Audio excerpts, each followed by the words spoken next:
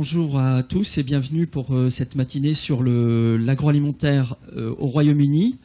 Nous accueillons ce matin Emmanuel Bizy et Jérémy Massé qui sont nos partenaires au Royaume-Uni.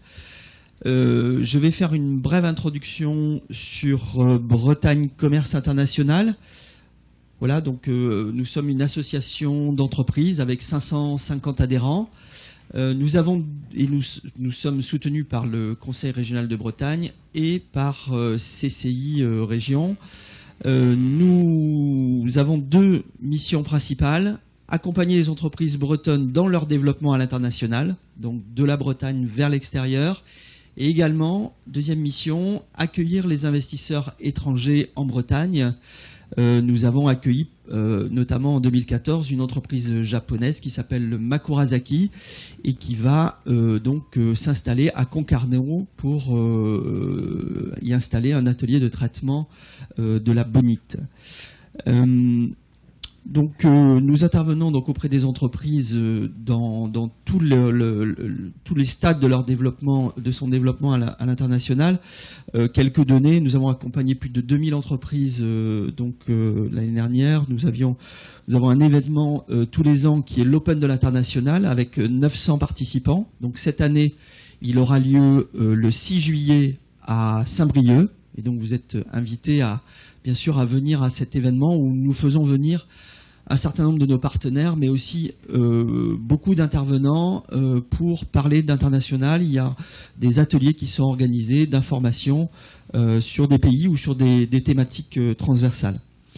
45 salons internationaux organisés, dont une quinzaine concernent l'agroalimentaire, 500 entreprises participantes à ces salons, et des ateliers d'information comme celui d'aujourd'hui. Et l'an dernier, 1200 participants à ces ateliers.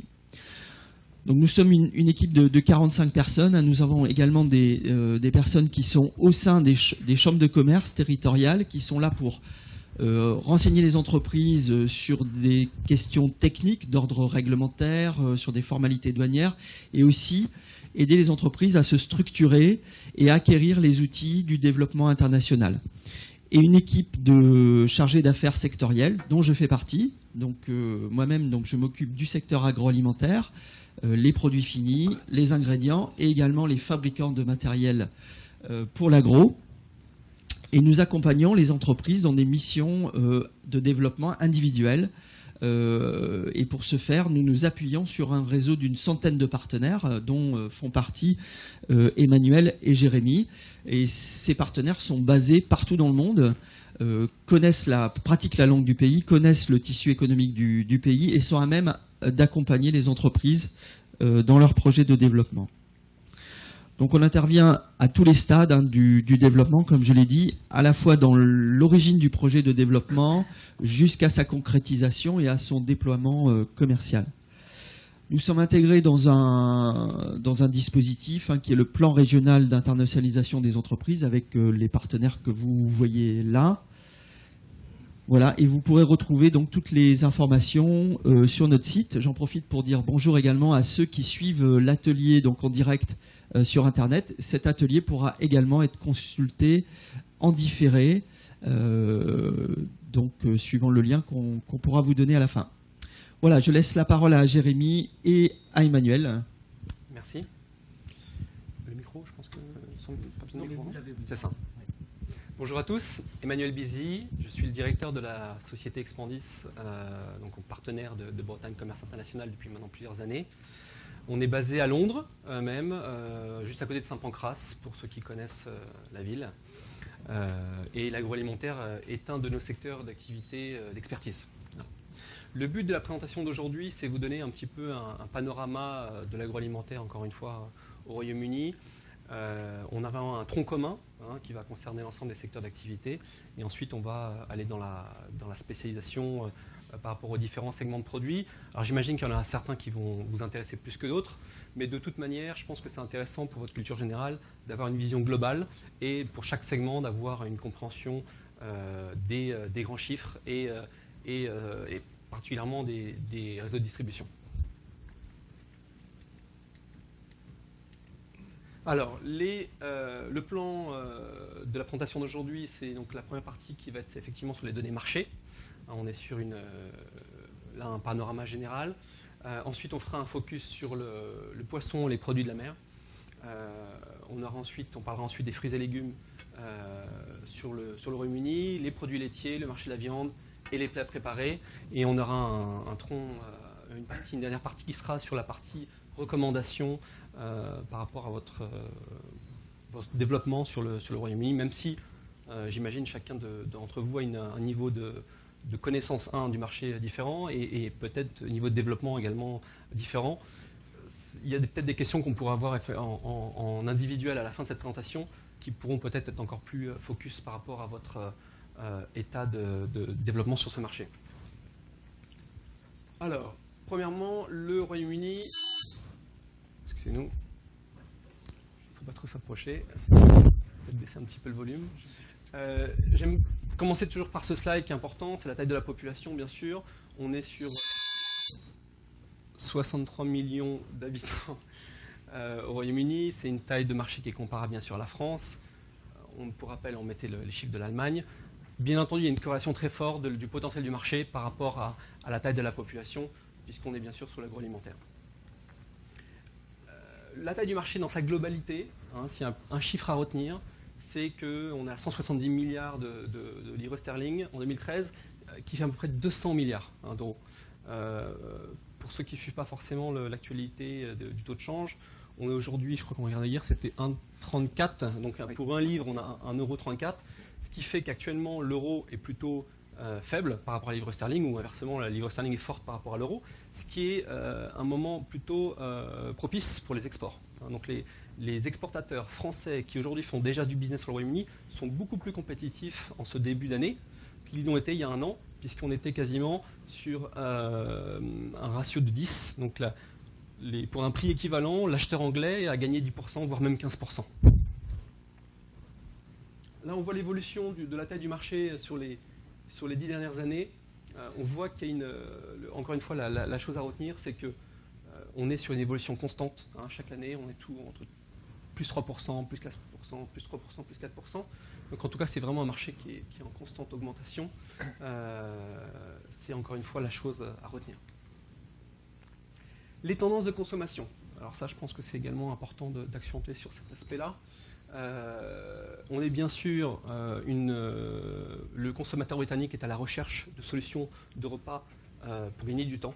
Donc je pense que ça, c'est la notion de temps dans la consommation au Royaume-Uni est très important. De mémoire, le temps moyen de la pause déjeuner pour un Anglais, la pause du midi, elle va être autour de 40 minutes. Et je crois que les derniers chiffres de la France, on était autour de 55 minutes, pour vous donner tout de suite un ratio.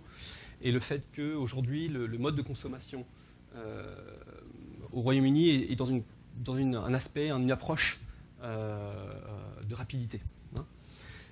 Une préférence qui est donnée aux produits britanniques, donc ça je pense que c'est un peu une tendance qu'on va retrouver sur beaucoup de marchés, même si c'est jamais un frein, j'ai envie de dire, à l'entrée dans ce marché.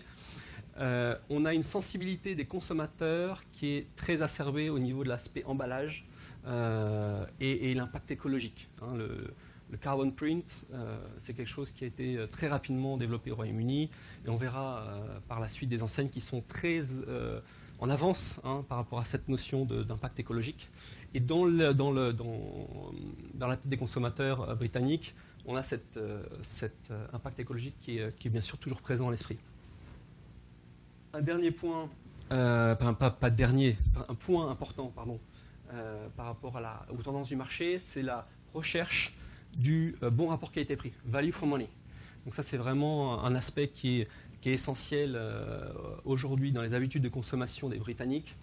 Il y a toujours cette volonté de rechercher, pas forcément le bas prix, mais c'est vraiment la qualité, mais on veut payer vraiment le bon prix. Également un élément de tendance du marché, et ça c'est quelque chose qui est bien souvent sous-estimé au Royaume-Uni, c'est la notion de se faire plaisir. On a dans l'imaginaire collectif français, on pense que les Anglais n'ont pas forcément beaucoup de goût, alors que détrompez-vous, surtout dans les grandes villes britanniques, On a aujourd'hui un panel, un choix de la restauration qui est absolument extraordinaire. On a une diversité qui est absolument folle. Beaucoup de spécialistes disent que Londres est devenue une des capitales de la gastronomie en Europe. Et donc la notion de se faire plaisir, ça c'est vraiment essentiel. Encore un point de tendance du marché, c'est la recherche de l'éthique, du bio. Ça c'est une tendance que vous connaissez tous, je pense qu'on la connaît également en France. Elle est toujours très forte au Royaume-Uni. Et j'en profite d'ailleurs pour faire un petit aparté. Bio ne veut rien dire pour un Britannique. Il va parler d'organique. Donc c'est important également. Certains de nos clients nous ont dit bah, super, j'ai mon emballage, il y a marqué bio. Bah non, bio ne veut rien dire pour un Britannique. On est sur cette notion d'organique. Les deux éléments sur lesquels je pourrais finir sur cette notion de tendance, c'est la recherche des produits sains. On est sur un marché qui est quand même plutôt sophistiqué. Et donc c'est bien sûr également à prendre en considération quand on aborde ce marché. Et bien sûr la notion de développement durable qui est également présente dans l'esprit des consommateurs. La restauration hors foyer. Alors ça c'est également une partie qui a beaucoup de poids. Dans l'agroalimentaire au Royaume-Uni, la restauration hors foyer est le plus gros marché actuellement au Royaume-Uni. Pour vous donner quelques chiffres, vous allez voir, vous allez comprendre tout de suite l'impact de. On est aujourd'hui sur un repas sur 3 qui est consommé hors foyer. Les Britanniques mangent énormément en dehors de la maison. Il y a toujours une chose qui nous marque quand on vient en France, c'est qu'on est. Dès qu'on revient en France, il y a beaucoup d'habitude de s'inviter à la maison mutuellement pour manger, pour partager un repas. Au Royaume-Uni, ça n'arrive quasiment jamais. Les gens proposent une sortie et proposent un restaurant. Et donc, c'est vraiment la notion de partager un moment entre amis, mais en extérieur. Donc, la consommation en extérieur est beaucoup plus importante. Je n'ai pas les chiffres de la France, mais 1 sur 3, ça vous donne une notion de l'impact. La croissance des restaurants en foyer, donc, c'est toujours sur une croissance forte, plus 3% en 2012. 2013, on est à peu près sur les mêmes taux de croissance, à peu près 3%. La taille du marché, on est à peu près 80 milliards de livres sterling. Encore une fois, comme je vous expliquais tout à l'heure, le ratio, pour faire un calcul mental rapide par rapport à la conversion entre la livre sterling et l'euro, il suffit de rajouter un tiers. Puisque encore une fois pour une livre, on a à peu près 1,35, 1,33 euros. Également une chose qu'il faut noter sur la présentation du marché, la restauration hors foyer, c'est le fait qu'on est au royaume, sans mauvais jeu de mots, des chaînes. Donc c'est vraiment le Royaume-Uni est vraiment le pays des chaînés. Il y a énormément de chaînes alimentaires, de chaînes de restauration. Et ben c'est presque même des fois désolant. On aimerait trouver plus de restaurants qui apportent une touche vraiment personnelle. Et malheureusement aujourd'hui, dans les grandes villes au Royaume-Uni, le tissu de la restauration en foyer est vraiment constitué de beaucoup de chaînes. Et même l'équivalent des brasseries. Ce qu'ils appellent au Royaume-Uni les gastropubs, commencent également à être chaînés. Donc on a des petits groupements de 5, 6, quelques dizaines de gastropubs, et ça c'est encore une fois une tendance vraiment importante. Dernier chiffre à garder en mémoire, je pense, pour comprendre l'importance de la restauration hors foyer au Royaume-Uni, c'est la dépense moyenne quotidienne des Britanniques aujourd'hui en Angleterre. Donc on est sur 9 livres, ce qui fait à peu près 12 euros par jour. Et on parle bien d'une moyenne. Donc ça vous montre bien quand même qu'on est sur une dépense dans la restauration à foyer vraiment importante. La distribution organisée. Alors j'aime beaucoup ce slide parce qu'il y a très peu de texte, il est très parlant et ça vous donne une très bonne vision des acteurs de la distribution organisée au Royaume-Uni, de la GMS, GSA plutôt. On va peut-être commencer par le haut, les premium, ce qu'ils appellent, donc les chaînes organisées alimentaires haut de gamme, qui sont Waitrose et Marks & Spencer, qui proposent vraiment une offre de qualité, qui ont plutôt une clientèle aisée, et vous verrez après que c'est des enseignes qui se développent énormément. On a ensuite les classiques, j'ai envie de dire, de la grande distribution, inclus les Big Four, on en parlera également tout à l'heure, qui sont Sainsbury, Tesco, Morrison, Coop, Asda. Enfin, les discounters, qui sont également un segment qui se développe beaucoup. On verra par la suite, mais voilà, avec ce slide, vous avez vraiment une bonne vision des acteurs de la grande distribution, et par la suite, dans la présentation, on les analysera individuellement. La distribution aujourd'hui par rapport aux différentes typologies d'acteurs de la distribution organisée au Royaume-Uni, on va retrouver bien sûr les hypermarchés et les superstores qui pèsent quasiment 75 milliards de livres sterling. Les petits supermarchés qui sont autour de 35 milliards. Les convenience stores, donc c'est les magasins de proximité, qui pèsent également 35 milliards. Et ensuite, on va retrouver les discounters, le online et tout le reste, qui est regroupé sur la catégorie Other. Mais voilà, ça vous donne vraiment le poids des trois plus grands segments, qui sont bien sûr, encore une fois, les hyper superstores, les petits supermarchés et les convenience stores. Jérémy, je passe la main. Merci Emmanuel.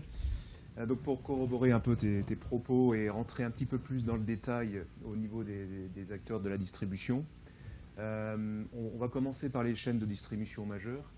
Donc on l'a vu dans le précédent slide, c'est effectivement un marché qui est dominé par la grande distribution, donc les convenience stores, les magasins de proximité, sachant que les Big Four, les Tesco et autres Sainsbury's représentent à eux seuls 70% des ventes totales. Donc c'est un fort marché pour ces acteurs de la grande distribution. Au niveau des tendances, on peut remarquer également, au niveau des acteurs de la distribution, c'est qu'il y a une forte croissance de ce qu'on appelle au Royaume-Uni les Hot 3, à savoir tous les acteurs de la vente en ligne, qui se développent pas mal au niveau de l'agroalimentaire au Royaume-Uni, si on le compare par rapport au reste de l'Europe, les convenience stores dont on a parlé à l'instant, et les discounters. Juste pour vous donner un exemple, les convenience stores, aujourd'hui, c'est 21% des produits d'épicerie vendus au Royaume-Uni en 2013. Donc c'est aussi un marché important. Sachant que dans les convenience stores, il y a aussi pas mal de magasins indépendants. Il y a aussi au niveau des tendances une grosse croissance à la fois des discounters tels que Aldi et Lidl, mais aussi des magasins qui sont plus sur le haut de gamme tels que Waitrose, tout simplement puisque le Royaume-Uni est quand même un marché à économie de marché, capitaliste. Donc on va retrouver d'un côté beaucoup de foyers de ménages modestes, mais à l'inverse, on va également retrouver des foyers assez aisés. Si on se balade dans Londres, c'est quand même relativement facile de trouver, de croiser assez fréquemment des voitures de luxe. Il y a beaucoup de ménages aisés également. Et donc ça va profiter forcément à la fois aux discounters et aux magasins effectivement qui sont plus spécialisés sur le haut de gamme. Et à l'inverse, les 4 grands détaillants qu'on a vus sur le précédent slide, les Big Four, ont plutôt une croissance atone sur ces dernières années. Voire une faible croissance, en tout cas beaucoup moins importante que les discounters ou les magasins qui sont plus sur le haut de gamme. Tesco a annoncé hier des fermetures de magasins. C'était dans la presse, toute la presse britannique. Il y a à peu près une cinquantaine de magasins qui vont fermer. Et donc ça montre bien encore une fois ce qu'on vient de décrire. Il y a une tendance de ces hot tree qui sont en progression, et les classiques, les Big Four, sont plutôt en décroissance. Voilà, et enfin un dernier point au niveau des tendances, en tout cas au niveau des acteurs de la distribution, il y a aussi ce qu'on appelle les réseaux de distribution alimentaire alternatifs, c'est-à-dire que si on prend l'exemple des pharmacies, aujourd'hui en Grande-Bretagne, il y a beaucoup de chaînes de pharmacies. On peut prendre l'exemple de Boots, qui est une grosse chaîne de pharmacie au Royaume-Uni. En France, ce n'est pas vraiment le cas, on a toujours affaire la plupart du temps à des pharmacies indépendantes. Mais au Royaume-Uni, c'est plutôt l'inverse. Donc, ils ont bien sûr tendance, et leur core business, c'est de vendre effectivement des produits de pharmacie, bien évidemment, mais ils développent de plus en plus des corners alimentaires. Et donc, c'est également un marché qui n'est pas à négliger à ce point de vue-là également pour l'agroalimentaire. Le marché des magasins de proximité, donc on l'a vu également pas mal en progression, c'est une grosse part de marché. En 2019, les prévisions, on estime qu'il y aura un chiffre d'affaires de 50 milliards de pounds réalisés en 2019. Quand on voit qu'on est en avril 2014 à 37 milliards de pounds, on voit tout de suite la progression qui est estimée sur les 5 prochaines années. Donc c'est vraiment un marché qui va beaucoup progresser. Pourquoi? Parce qu'on a une nouvelle tendance d'acheter peu de produits et plus souvent. Je pense que c'est, à mon avis, également le cas en France, même si c'est peut-être un peu moins marqué. Mais aujourd'hui, au Royaume-Uni, il y a beaucoup de gens qui vivent, de plus en plus de gens vivant dans les grandes villes, telles que Londres, Manchester, Birmingham. Et donc, c'est une population active, pressée. On a besoin, quand on rentre le soir, de trouver un magasin de proximité, pas très grand pour pouvoir faire ses courses rapidement, et acheter des produits frais et de qualité. C'est vraiment la tendance qui se dégage. C'est pour ça que, forcément, les magasins de proximité tirent leur épingle du jeu à ce niveau-là. Il y a aussi le fait que, comme dans toutes les grandes villes à travers le monde, et peut-être encore plus à Londres, on est sur des tailles de foyers qui sont personnes célibataires, jeunes couples, donc c'est une personne, deux personnes. Donc les gens ne vont pas forcément faire leurs courses pour la semaine, ils vont plutôt aller tous les jours faire leurs petites courses dans le magasin qui est local. Et c'est vraiment une habitude de consommation qui est très forte à Londres en particulier. Et on va retrouver aussi des acteurs, même s'il y a beaucoup de magasins indépendants, il y a quand même aussi des chaînés tels que Spar UK, Costcutter ou Best One qui détiennent à eux seuls 42% des parts du marché des magasins de proximité. Okay, alors ça, c'est un slide qui résume un petit peu ce que l'on vient de dire, hein, la taille des acteurs majeurs et surtout leur évolution sur les 5 prochaines années. On a une comparaison du chiffre d'affaires 2013 versus ce qui est prévu en 2018. Donc on voit très clairement, par exemple, qu'au niveau des ventes en ligne, sur seulement 5 années, ça va faire plus que doubler. Au niveau des discounters, on voit que le chiffre d'affaires va doubler. Et on constate également que pour les convenience stores, il va y avoir une belle progression. A l'inverse, on peut toujours remarquer que pour les hypermarchés et les supermarchés, donc tout ce qui concerne majoritairement les Big Four, on va certes connaître une progression, mais plutôt une progression à tonnes, surtout si l'on part du fait qu'on est sur 5 années. Donc la croissance par année ne sera pas si importante que ça pour ces acteurs majeurs du secteur. Alors justement, en parlant de ces Big Four, quelques mots sur chacun d'entre eux. Donc le premier, le numéro 1 au Royaume-Uni, c'est Tesco, bien évidemment. Il faut savoir qu'un tiers des produits d'épicerie achetés aujourd'hui au Royaume-Uni est acheté chez Tesco, ce qui est quand même énorme. Et 2073 points de vente en 2013, allant de 50 à 13 000 m².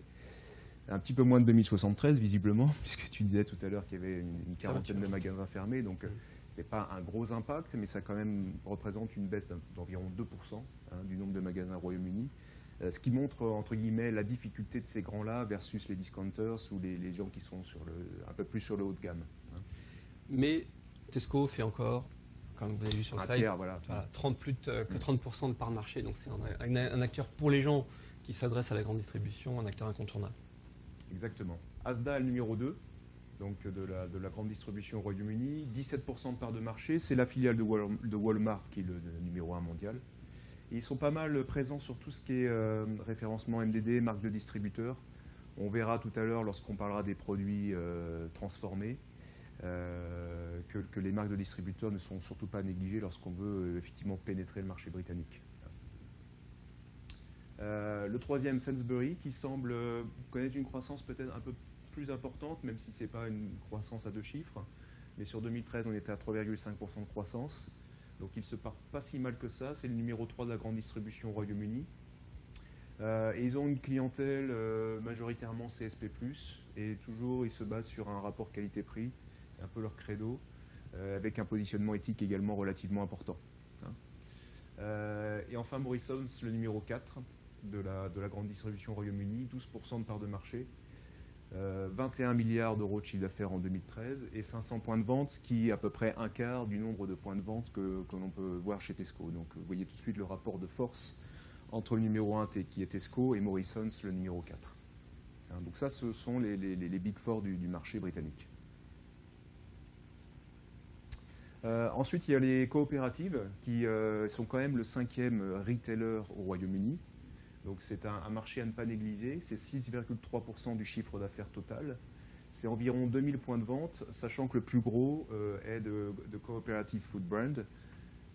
Et donc, ils ne sont pas forcément sur un positionnement prix tel que peuvent l'être les Big Four.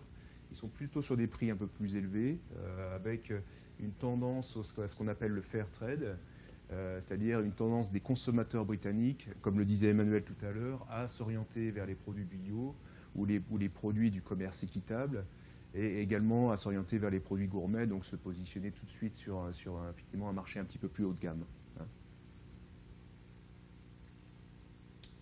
Ensuite, nous avons les chaînes spécialisées. Donc, si on reprend le schéma du tout début, où on voyait tout en haut par ordre de qualité de produit ou de positionnement marché, au niveau du haut de gamme, on a Waitrose, Marks & Spencer et Whole Foods. Waitrose étant le plus gros des acteurs se situant sur le haut de gamme. 300 points de vente, 5% de part de marché. On a ensuite Marks & Spencer, 3,8% des parts de marché. Et plutôt un positionnement différencié où on est plus sur la fraîcheur et la commodité, si on compare Marks & Spencer avec des gens comme Waitrose ou Whole Foods.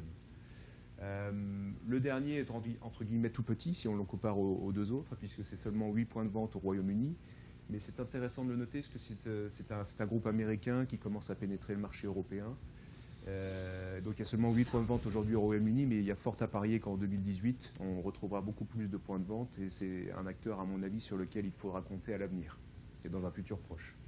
Je voudrais rajouter également que par rapport à ces spécialistes, on l'a dit déjà tout à l'heure, dans les hot trees, on a Waitrose, on a le chiffre qui n'a pas forcément été cité, qui est une croissance de 10%. Là, on est sur une croissance de chiffres. Donc c'est vraiment une ancienne qui progresse énormément. Elle a derrière, elle appartient au groupe John Lewis, qui le pousse également dans son développement. Et je pense qu'aussi c'est des enseignes à souligner encore plus pour les entreprises bretonnes qui sont plutôt pas forcément sur le mass market, qui sont plutôt sur une offre plus qualitative, qui veulent se démarquer. Donc c'est vraiment des enseignes qui peuvent être intéressantes pour vous par rapport à votre développement. Les discounters, on en a déjà parlé, donc ça a marché en forte croissance au Royaume-Uni. Vous les connaissez puisque donc les Allemands que sont Aldi et Lidl sont également présents en France. Mais on voit qu'effectivement, on l'a déjà dit tout à l'heure, il y a une forte croissance prévue sur les prochaines années. 65% de croissance estimée d'ici à 2017, avec un chiffre de 12,4 milliards de pounds. Et c'est vrai que ce sont des marchés, habitant personnellement Londres, qu'on ne retrouvera pas forcément dans les grandes villes, ou en tout cas dans le cœur des grandes villes. On ne les voit pas beaucoup sur Londres, mais on va beaucoup plus les retrouver effectivement en périphérie, tel qu'on peut effectivement le voir également en France, bien évidemment, quoi. Les food halls, ça c'est peut-être un peu plus spécifique entre guillemets au Royaume-Uni. Ce sont tous les corners ou les espaces consacrés à l'alimentation dans les magasins de luxe. On en a beaucoup au Royaume-Uni, notamment à Londres. Le plus connu d'entre eux étant Harrods, bien évidemment, très touristique, Selfridge, Harvey Nichols, House of Fraser. Donc ce sont tous les magasins qui développent de plus en plus de corners liés à l'alimentation. Et bien évidemment, vous avez peut-être eu l'occasion d'y aller, notamment chez Harrods. On va retrouver des produits haut de gamme, voire très haut de gamme, et à très forte valeur ajoutée.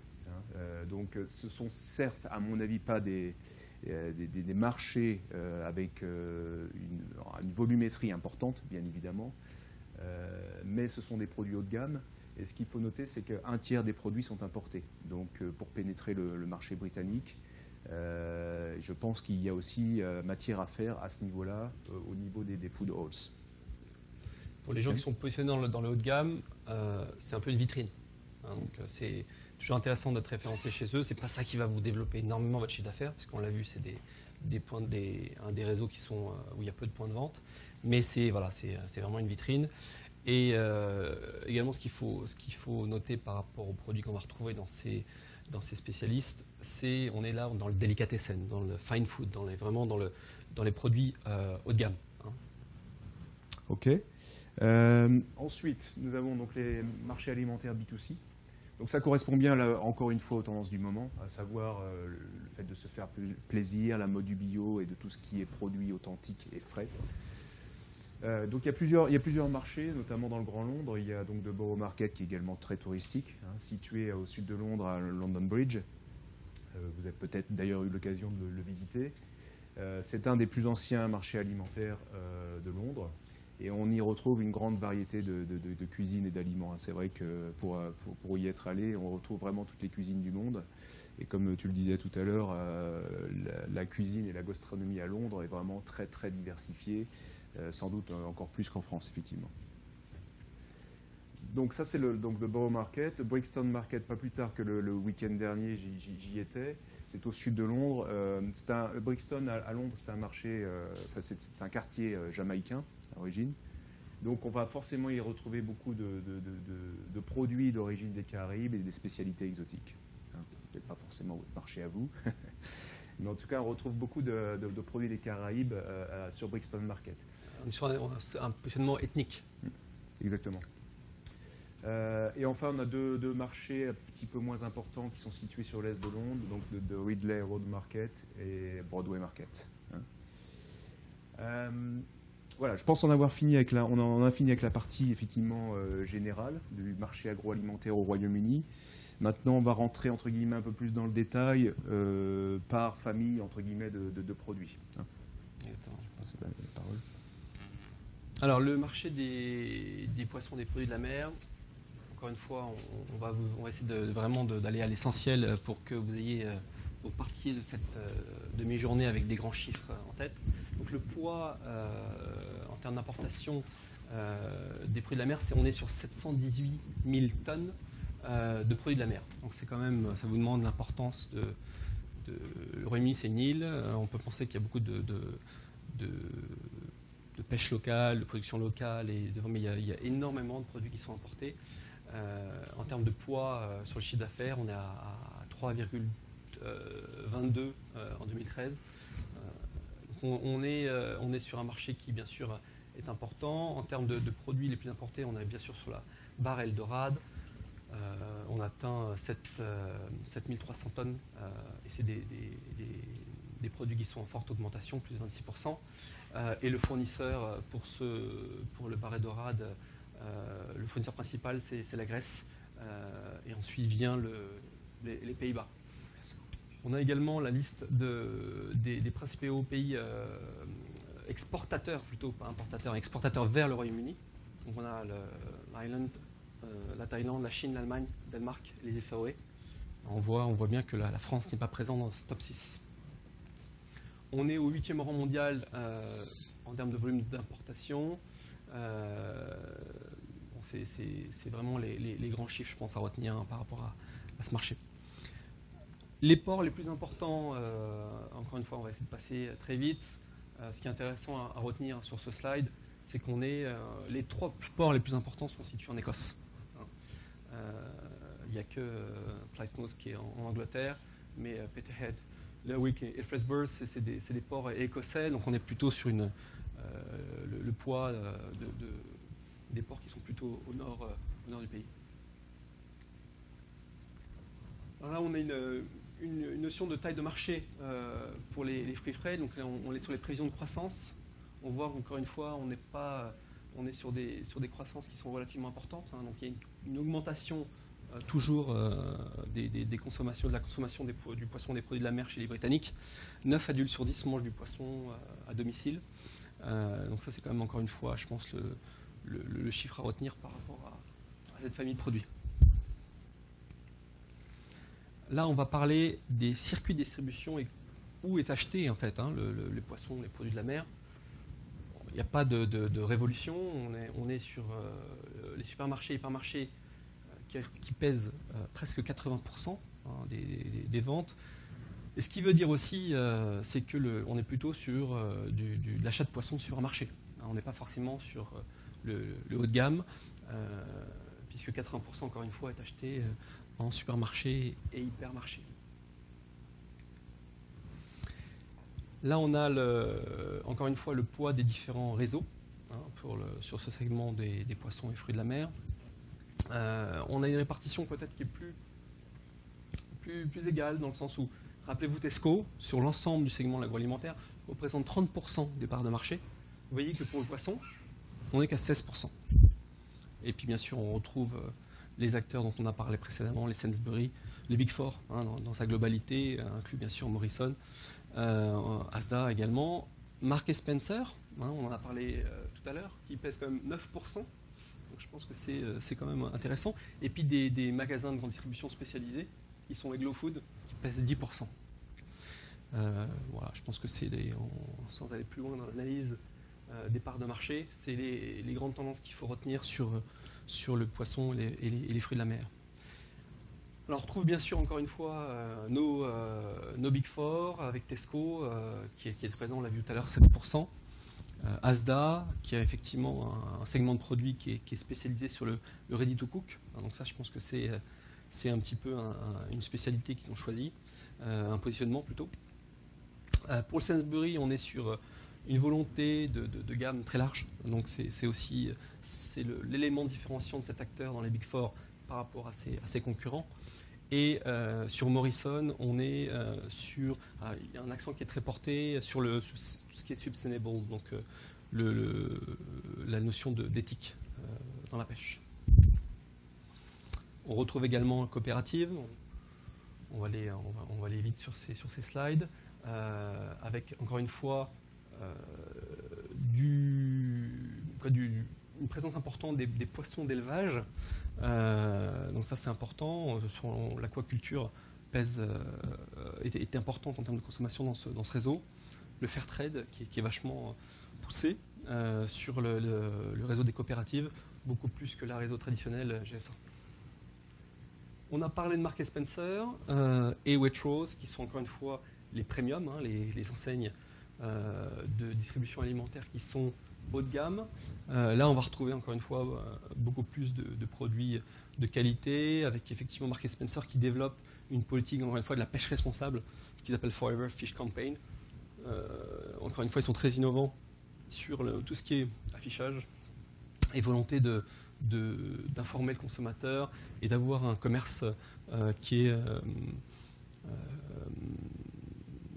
va être juste par rapport effectivement aux producteurs et aux pêcheurs. Très rapidement, une vision globale de la distribution des acteurs des poissons et produits de la mer. Bon, encore une fois, c'est Tesco qui est toujours là, mais on voit la croissance qui au final qui est négative. Et puis après, on va retrouver les acteurs dont on a parlé tout à l'heure. Rien de très marquant à accentuer sur ce slide. Alors là, par contre, c'est, je pense, peut-être un petit peu plus intéressant par rapport à la distribution organisée des poissons et des produits de la mer, c'est les spécialistes. Je pense qu'il c'est important d'avoir en tête les grands acteurs. On a Birds Eyes, Young's, Iglo Group. Donc ça, je pense que c'est les acteurs incontournables. Peut-être que vous connaissez celui-là, qui est en tout cas le leader dans le surgelé, qui propose des produits à travers de plus de 11 pays à travers le monde. On est sur une distribution Europe de l'Est, Europe centrale. Donc c'est vraiment des acteurs importants. Et puis Young's et Birds Eyes qui sont plus en périphérie des grandes villes. Encore une fois, les marchés, donc c'est bien sûr essentiel. Peut-être s'il y en a un seul à retenir, c'est celui-là, qui est le numéro 1, Billingsgate Market. On est sur 25 000 tonnes de poissons et de produits de pêche qui sont vendus chaque année à travers ce réseau. 40% de ces poissons sont importés de l'étranger. Voilà. Je pense que s'il y en a un seul à retenir, c'est celui-là. Ensuite, les grossistes, qui vont être positionnés principalement sur la restauration hors foyer, qui sont également bien sûr un segment important. Alors, il y en a 3 majeurs. Donc si vous travaillez sur ce segment de produits, je pense que il faut obligatoirement rencontrer ces acteurs et bien sûr à travers Bretagne Commerce International, on peut vous aider pour cela. La norme et spécification, je ne vais pas encore une fois aller trop dans le détail, elle est assez rigoureuse, comme l'ensemble du segment de l'agroalimentaire au Royaume-Uni. Même chose, je pense que ça, c'est des parties qu'on peut développer peut-être plus en individuel pour les personnes qui sont intéressées par cette famille de produits.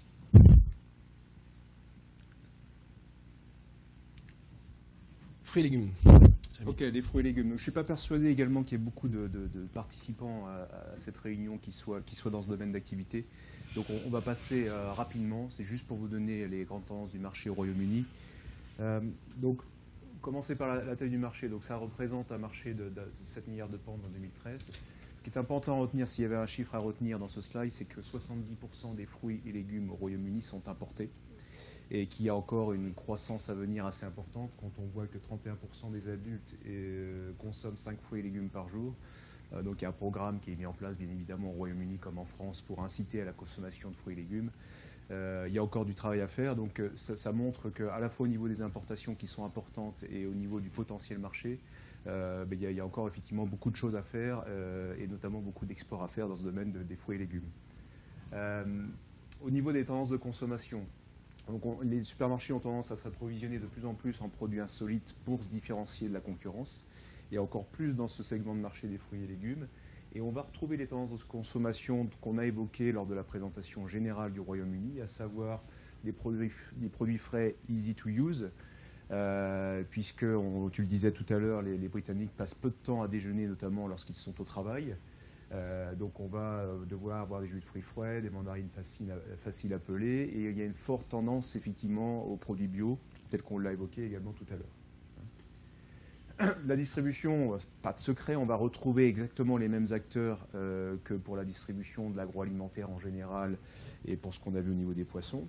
Donc c'est les 4 gros du secteur, Tesco, Morrison, Asda et Sainsbury, les discounters bien évidemment, et puis tous ceux qui sont sur le haut de gamme.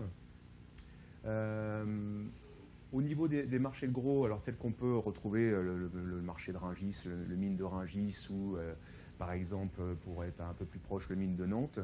On a des marchés qui sont équivalents en Grande-Bretagne, où on va retrouver beaucoup de revendeurs locaux, mais également pas mal de tracteurs qui sont liés au secteur de l'éducation et de la santé, et qui vont aller s'approvisionner sur ces marchés de gros, effectivement. Donc, il y a 2 marchés principaux, le plus gros étant le New Covent Garden Market. Donc, pour ceux qui connaissent bien Londres, Covent Garden, c'est une des places centrales de Londres, bien connue.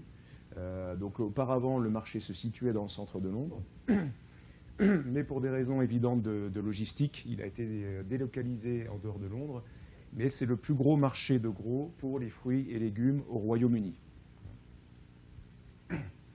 Ensuite, vous avez le New Spitalfields Market. Là, c'est pareil, c'était un marché qui était à côté de Liverpool Street par le passé, mais pour des raisons aussi évidentes de logistique, ça a été délocalisé du côté de Leyton.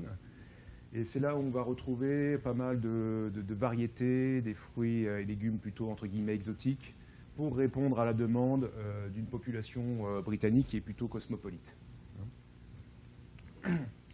Donc je passe rapidement ces 2 slides, c'est juste parce que c'est un aparté entre guillemets sur le marché des grossistes de manière générale au niveau de l'agroalimentaire, ça ne concerne pas simplement les fruits et légumes, mais juste pour vous dire que la tendance, l'augmentation de consommation sur ces marchés de gros, ça concerne essentiellement tout ce qui est cash and carries. Et le cash and carries, comme vous pouvez le voir en bas, c'est tous les clients qui vont des magasins indépendants et les traiteurs qui vont s'approvisionner sur les marchés de gros. Et encore une fois, les magasins indépendants au Royaume-Uni, c'est un volume à ne pas négliger, bien au contraire. Excuse-moi, tu peux revenir en arrière ? Oui. Également, qu'il faut rappeler le poids des distributeurs grossistes. Sur ce segment de produits, on a donné un exemple, First Choice Fruit et Fresh Product, qui sont des acteurs très importants, qui encore une fois alimentent la restauration hors foyer, qui pèse, rappelez-vous, 75 milliards de livres sterling. Alors, normes et certifications, peut-être c'est intéressant de s'arrêter sur ce qui est le BRC, le British Retail Consortium. C'est l'équivalent en fait de l'IFS au niveau européen. Donc les Britanniques, c'est bien connu, ne font jamais comme les autres. Ils ont leurs propres normes, donc l'équivalent de l'IFS, donc l'International Food Standard. Et donc c'est une norme britannique, une certification qui est obligatoire à obtenir si vous voulez travailler les acteurs du marché de la grande distribution. Donc ça c'est quand même un point important parce que ça ne concerne pas que les fruits et légumes, ça concerne l'agroalimentaire dans son ensemble. Et la BRC, au même titre que l'IFS, bien sûr, vise à garantir tous les aspects de la qualité, de la sécurité alimentaire et de la légalité du produit lorsqu'il s'agit de le vendre sur tel ou tel territoire. Donc la certification, on l'obtient en passant en audit, tout simplement. C'est un audit et il faut l'obtenir par un organisme de certification qui est agréé, bien évidemment, par la BRC. Donc ça, c'est quand même une norme. S'il y avait une norme à retenir aujourd'hui concernant le Royaume-Uni et le marché de l'agroalimentaire, c'est celle-ci. Ensuite, on a d'autres normes mais qui sont... alors, la FSA également un peu plus générale, plus liée au marché de l'agroalimentaire dans son ensemble également. Mais on en a plus une qui est liée au marché des fruits et légumes, qui est le FPC, le Fresh Produce Consortium. Donc, elle rassemble l'ensemble des acteurs des fruits et légumes au Royaume-Uni et l'ensemble des acteurs de la chaîne des fruits et légumes, bien évidemment, au Royaume-Uni à ce niveau-là. Voilà, je pense que j'en ai fini au niveau des fruits et légumes. J'ai volontairement été assez vite, puisqu'il me semble qu'il n'y a pas beaucoup d'acteurs dans ce domaine-là dans la salle. Donc on va pouvoir passer effectivement à la prochaine partie. Les produits laitiers. Alors, on va faire comme pour les autres parties, les autres segments de produits. On va bien sûr rappeler d'abord les grands le poids de ce marché. On est sur 3,24 milliards en termes de chiffre d'affaires. Donc je rappelle, on rajoute un tiers pour avoir la conversion en euros. Et vous pouvez voir que le poids des yaourts pèse presque la moitié de ce segment des produits laitiers. Et les fromages qui sont aujourd'hui à 2,8 milliards. Il y a beaucoup moins de diversité de fromages au Royaume-Uni, mais le produit fromage est très consommé également au Royaume-Uni. La consommation hebdomadaire par personne est de 1,5 litre de lait. Donc ça c'est relativement important. 195 millilitres pour les yaourts. Et pour le fromage frais, on a quasiment 25 millilitres. Le beurre, 40 grammes. Consommation hebdomadaire. C'est quand même relativement important, encore une fois. Et pour le fromage, on est à 114 grammes. Ce sont des chiffres qui sont relativement, je trouve, importants. On a plutôt un ralentissement de la consommation du lait traditionnel. Sur les 10 dernières années, il y a eu quasiment moins 8%. Par contre, il y a une augmentation de la consommation des produits laitiers qui va être transformée, donc tel que le yaourt, encore une fois, plus 20% sur les dernières années, le beurre, plus 10% sur les dernières années. Donc c'est quand même des chiffres qui sont relativement importants. Donc la demande, et là on va parler des tendances des consommations des Britanniques sur le marché en Angleterre, c'est la recherche de produits laitiers alternatifs. Donc ça c'est quand même une tendance qui est très forte. Et là on va retrouver des notions d'innovation.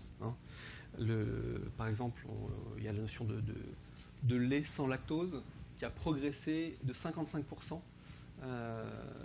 en 2013, qui est aujourd'hui à 17 millions de litres.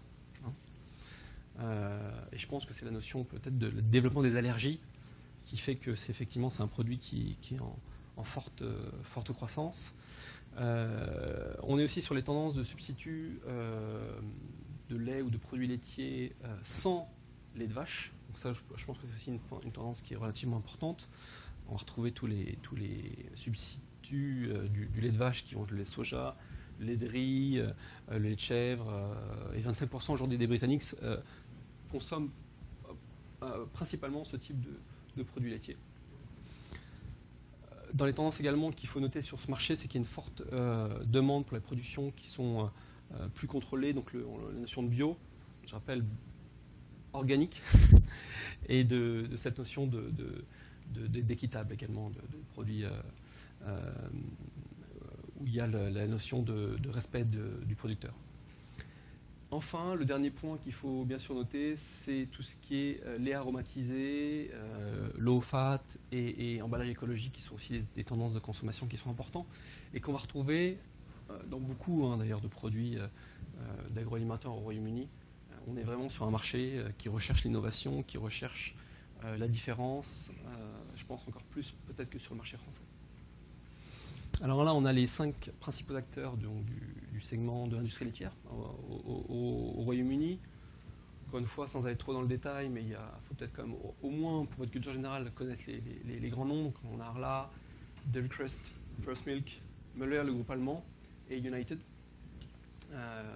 Donc ce sont les acteurs principaux. Dans le lot, on a trois britanniques et 2 étrangers, un danois et un allemand.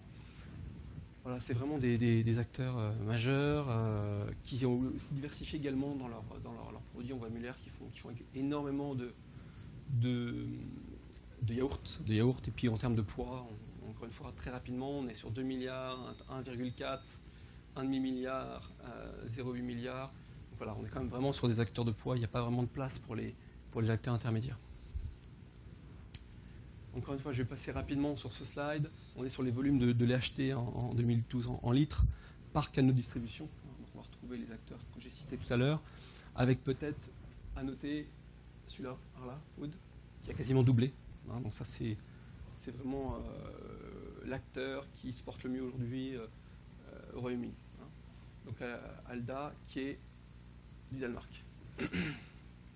Et puis bien sûr, c'est ce que je précisais précédemment dans le slide, donc on a une forte présence des groupes étrangers, puisque encore une fois Alda est du Danemark, Müller d'Allemagne, mais on retrouve un groupe français, Lactalis, que vous connaissez certainement, qui est en 3e position aujourd'hui sur le Royaume-Uni sur le segment des produits laitiers. Très rapidement également, je ne vais pas entrer dans le détail, la certification qui régit le plus le segment du lait et des produits laitiers, c'est le DEFRA. Donc, je ne vais pas aller dans le détail des différentes régulations. Pour ceux que ça intéresse, on pourra éventuellement aller dans le détail individuel ou après la présentation. Voilà, Jérémy va vous parler maintenant du marché de la viande.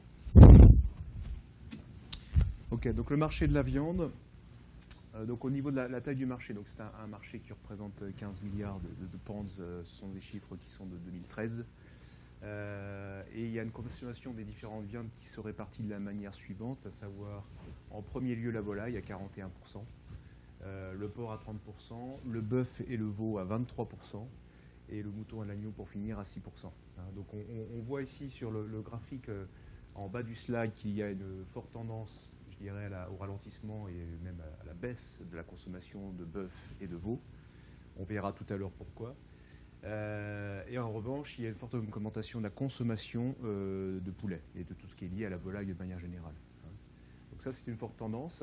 Vous avez ici un slide sur la droite qui montre un peu la production du Royaume-Uni au niveau des viandes de bœuf et de veau. Les chiffres sont en milliers de tonnes. Et ce qui est important de noter au niveau des importations, c'est qu'il y a effectivement presque 300 000 tonnes de bœuf et de veau qui sont importées au Royaume-Uni. Au niveau des viandes de bœuf et de veau fraîches, mais également en produits transformés, dont on parlera tout à l'heure. Il y a quand même également un marché à prendre à ce niveau-là, puisqu'on est à pas loin de 100 000 tonnes sur 2013. Donc il y a beaucoup de choses à faire, je pense, à ce niveau-là, au niveau des produits transformés en viande de bœuf, par exemple. Au niveau des tendances, donc, on l'a vu dans le graphique du slide précédent, donc une baisse constante de la consommation des viandes rouges, alors notamment pour des raisons de prix, bien évidemment. Une viande rouge est toujours plus chère qu'une viande de volaille. Donc pour des raisons de prix, puis aussi pour des raisons d'éthique, de sécurité alimentaire. Il y a eu de nombreux scandales malheureusement alimentaires récemment en Europe. Et donc il y a une tendance de la population britannique à se méfier de manière globale de tout ce qui est viande de bœuf. Et donc forcément une importance accrue des certifications, encore une fois pour assurer le consommateur britannique au niveau de la sécurité alimentaire pour la consommation de viande de bœuf. Le dernier point important, c'est les produits halal, un peu comme en France d'ailleurs, sont de plus en plus présents dans les supermarchés. Et on a même Tesco qui a développé sa propre gamme de viande halal sous le nom de Saada, en fait. Donc beaucoup de consommation de viande halal, un peu comme en France, ça se développe beaucoup également au Royaume-Uni, dû entre guillemets à toutes les origines de population vivant au Royaume-Uni, notamment à Londres. C'est très ethnique effectivement et très très diversifié. Donc il y a besoin de ce type de produit également. Juste d'après les études de Mittel, qui est un institut statistique, facteur de choix des consommateurs britanniques concernant l'achat de viande. Donc, ils vont privilégier pour 82% tout ce qui est frais, bien évidemment. Et ensuite, ce qui va rentrer, je dirais, en ordre d'importance, ce sont les certifications, encore une fois pour répondre aux aspects de sécurité alimentaire, et l'origine britannique à 45%, donc ce qui laisse quand même encore de la place pour l'export. On l'a vu dans le slide d'avant, il y a beaucoup d'exportations dans le marché de la viande qui sont faites au Royaume-Uni. Mais c'est vrai que quand le Britannique peut acheter britannique au niveau de la viande, c'est un critère important pour lui. Ce slide-là, je vais passer rapidement sur le graphique, c'est juste un focus des dépenses des Britanniques sur le bœuf, encore une fois. On se rend compte que sur tout ce qui est produits frais et surgelés, c'est plus de la moitié des achats, ça concerne tout ce qui est viande hachée et steak. Et en ce qui concerne les produits transformés, on va être soit sur les produits préparés frais ou les produits préparés surgelés. Et également pas mal de consommation en tout ce qui est burgers et grills. Voilà, alors les acteurs, au même titre que pour les fruits et légumes tout à l'heure, il y a bien sûr un marché de gros, qui est donc le Smithfield Market, qui est situé à Barbican. Là aussi, c'est dans le centre de Londres, pas très loin de Liverpool Street. Donc c'est le plus gros marché de gros pour la partie viande et volaille. Et ensuite, on retrouve deux acteurs importants au niveau de l'importation des viandes, puisqu'on a Oakfield et W.W. Gills, qui est une entreprise d'import-export. Et donc, ce sont deux entreprises importantes qui vont effectivement importer de la viande sur le marché britannique. Là aussi, je vais passer assez rapidement. Ce sont d'autres acteurs qui produisent effectivement donc tout ce qui est produit à base de viande.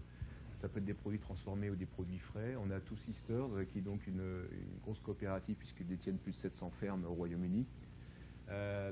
Et un peu plus à droite, vous avez Kerry Foods. Quand on voit les parts de chiffre d'affaires, on voit que Kerry Foods est de loin le leader à ce niveau-là, puisque Kerry Foods a fait 5,8 milliards de pounds de chiffre d'affaires en 2013.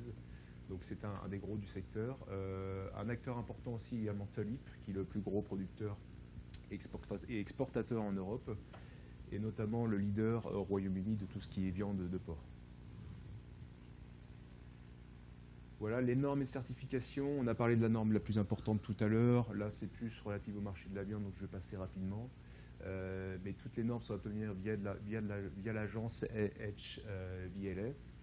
Et donc pour chaque import de viande, de viande et de volaille, les produits, bien évidemment, doivent provenir d'un pays approuvé. Pour ce genre de produits dans l'Union européenne, donc bien évidemment pour la France, ça ne pose pas de souci. Ça doit être accompagné d'une certification de santé animale et de santé publique, donc c'est tout ce qui concerne bien évidemment là aussi les normes européennes.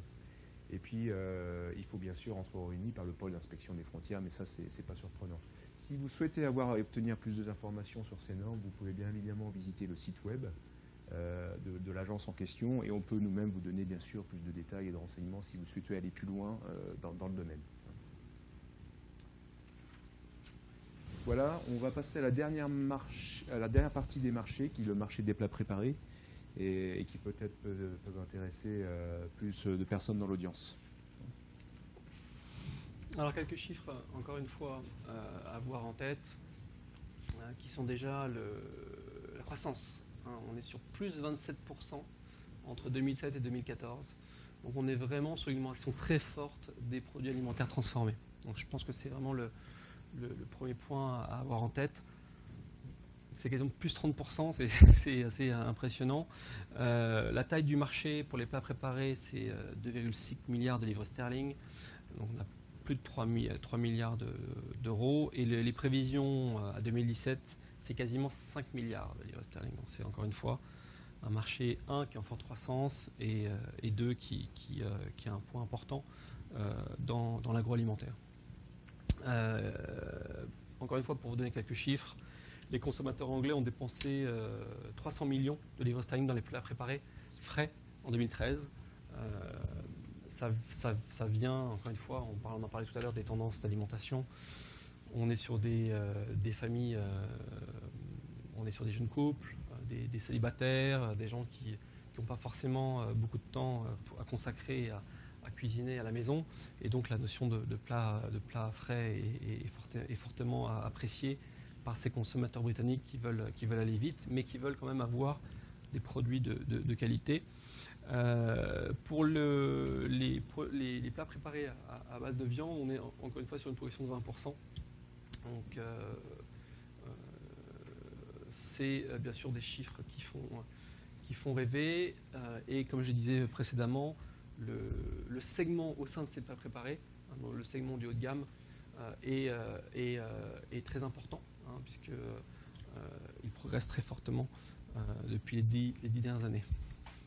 Alors sur les plats préparés, les recettes, on va retrouver de façon assez évidente donc des plats indiens, de cuisine indienne, de par le passé colonial du Royaume-Uni. On a bien sûr des recettes anglaises et beaucoup de recettes italiennes. Pourquoi? Parce que c'est par rapport aux plats préparés à base de pâtes. Alors c'est pas pour ça que ça laisse pas de place aux plats préparés de cuisine française, mais c'est aujourd'hui les trois recettes préparées, de plats préparés majeurs qu'on va retrouver aujourd'hui en grande distribution au Royaume-Uni. J'en parlais tout à l'heure, donc le foyer, effectivement, le consommateur type, hein, on est sur les foyers d'1 à 2 personnes, sans enfants, donc c'est une des particularités du marché. Et on parlait du haut de gamme, qui représente 2/3 des plats préparés. Aujourd'hui, 92 millions de produits vendus. Donc c'est aussi des chiffres qui sont impressionnants. On en parle également, on va retrouver, c'est des choses qui sont assez dans un tronc commun, la notion d'innovation. Hein, je pense que c'est assez impressionnant, nous qui sommes consommateurs nous-mêmes au Royaume-Uni de plats préparés, alors pas tous les jours, mais moi par exemple, pour vous donner une notion, ça m'arrive de faire 2 à 3 fois par semaine des plats préparés. On a bien sûr une recherche de qualité, mais on est vraiment surpris, il y a une volonté de surprendre le consommateur, aussi bien au niveau de la diversité, que du packaging, que de la qualité des produits, et globalement on est vraiment sur une offre de haut de gamme. Enfin, je pense que c'est important à noter, dans les tendances du marché, c'est le free from. Donc c'est les produits qui free from gluten, donc qui n'ont pas de gluten, qui n'ont pas de lait, qui n'ont pas d'additifs, qui n'ont pas de consommateurs. On est encore une fois sur la recherche du qualitatif, du produit sain. Donc ça c'est vraiment important dans l'esprit des consommateurs au Royaume-Uni quand ils achètent des plats préparés. Alors la MDD, on en a parlé également tout à l'heure. Voilà, ça c'est le chiffre qui explique tout. 95% des plats préparés frais sont vendus à MDD. Voilà. Donc pour les personnes qui sont présentes ici ou qui nous écoutent à travers le web, si vous voulez vendre des produits de plats préparés au Royaume-Uni, ne pensez pas forcément que vous allez vendre à travers votre marque. On ne va pas dire que c'est impossible, hein, mais c'est très difficile, hein, puisque aujourd'hui 95% du marché c'est de la MDD. On l'a déjà dit tout à l'heure, mais le Royaume-Uni est le royaume de la MDD. Les groupes leaders qu'on va retrouver dans les plats préparés, hein, le premier c'est Kerry's Group, qui fait quasiment 5 milliards de livres sterling de chiffre d'affaires et qui fait aussi bien du frais que du surgelé au Royaume-Uni et en Irlande. Voilà, donc ça c'est vraiment le numéro 1. On est encore une fois sur de la MDD. Le deuxième c'est Two Sister Food Group, on est à 3,4 milliards. Là on est vraiment sur du haut de gamme et principalement du frais. Hein, donc ils ont aussi une partie de leur activité qui est en surgelé, mais leur grande spécialité c'est le frais et on va les retrouver à travers les réseaux qu'on a déjà décrits précédemment, les Asda, les Coop, les Tesco, les Morrison, les Big Four, les Premium. Ils sont présents dans l'ensemble des segments. Donc, Market Spencer, j'en parlais tout à l'heure. Et le groupe, dans sa globalité, est le 3e producteur alimentaire au Royaume-Uni. Bakkavor Food, alors j'ai pas l'origine du groupe, mais de par la terminologie de l'entreprise, je pense que c'est peut-être une entreprise scandinave. 1,6 milliard de chiffre d'affaires, préparé MDD, bien sûr, qu'on va retrouver sur les eaux qu'on a décrit tout à l'heure. 80% de leurs ventes sont réalisées au Royaume-Uni. Donc c'est vraiment des groupes qui ont une assise vraiment importante sur ce territoire. Enfin, et je pense que ça c'est également important de le souligner, si on parle des acteurs de la distribution organisée qui vendent des plats préparés, on a par ordre d'importance, hein, Tesco. Bon là il n'y a pas pas vraiment de surprise, on l'a vu tout à l'heure, c'est lui qui a le plus grand réseau, c'est le numéro 1, 30% de part de marché. Par contre, ce qui est intéressant, c'est en numéro 2, on retrouve Marks & Spencer, qui est bien loin derrière en termes de taille de réseau. Et pourtant, il est numéro 2 en termes de vente de plats préparés. Donc ça, c'est vraiment, je pense, une des enseignes, si vous êtes sur ce segment de produit, dans les targets, j'ai envie de dire, cible numéro 1 pour la vente de plats préparés et surtout le plat préparé haut de gamme, Marks & Spencer, bien sûr, c'est important. Sainsbury, Asda, Morrison, bien sûr, on va les retrouver, on retrouve les autres Big Four, mais là, on est plus sur un positionnement qualité, entrée de gamme, moyenne gamme. Et le dernier, qui est encore une fois un des premiums, qui est Waitrose. Donc dans les 6, dans le top 6, on a 2 premiums, qui sont petits en termes de réseau, et pourtant, ils font partie des plus gros vendeurs de plats préparés frais. Alors les marques nationales, là, encore une fois, on n'est plus dans les acteurs de la MDD. On va retrouver des groupes que vous connaissez déjà, Heinz, qui ne fait pas que des plats préparés, bien sûr, qui sont, je pense, les plus connus en France pour le ketchup.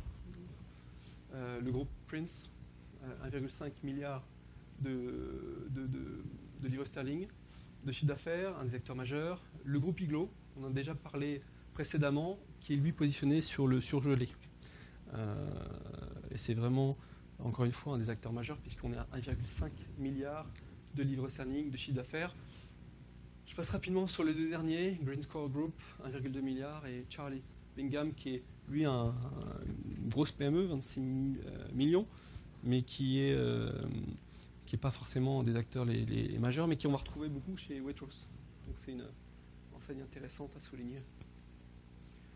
L'encadrement du marché, là on est sur la partie régulation. Le DEFRA, on en a déjà parlé.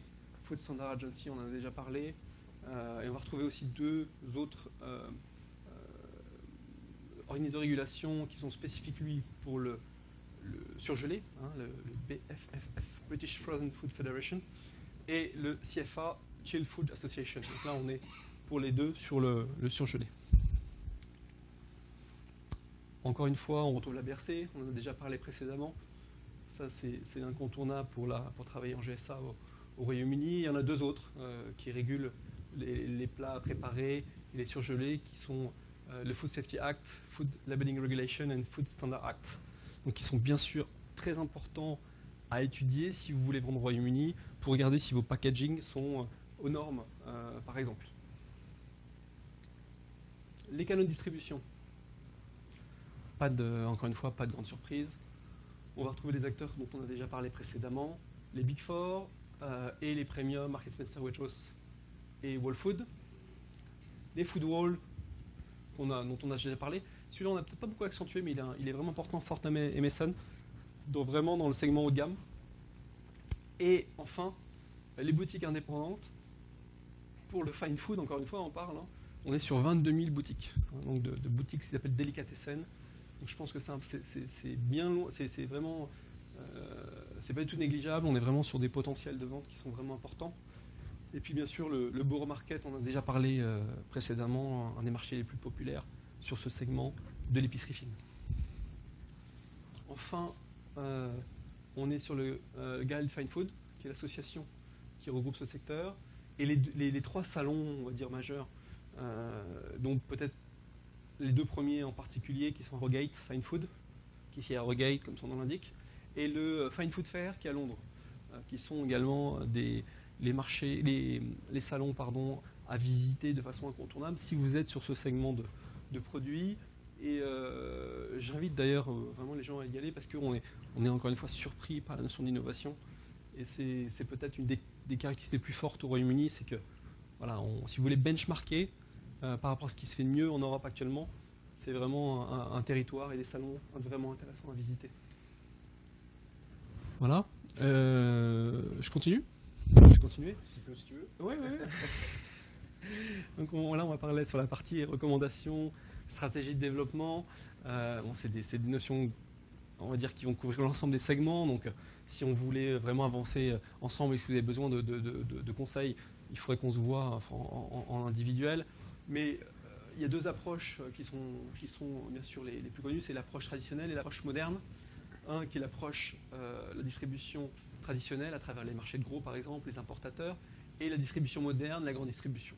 Donc c'est vraiment les deux segments sur lesquels, bien sûr, vous pouvez vous développer. Sur la grande distribution, on peut travailler également avec les importateurs qui vont pas être... alors, c'est une question qu'on me pose beaucoup aujourd'hui. On me dit, Emmanuel, par rapport à mon segment de produit, est-ce que je peux passer en direct avec l'acheteur? Est-ce que je peux passer par un importateur?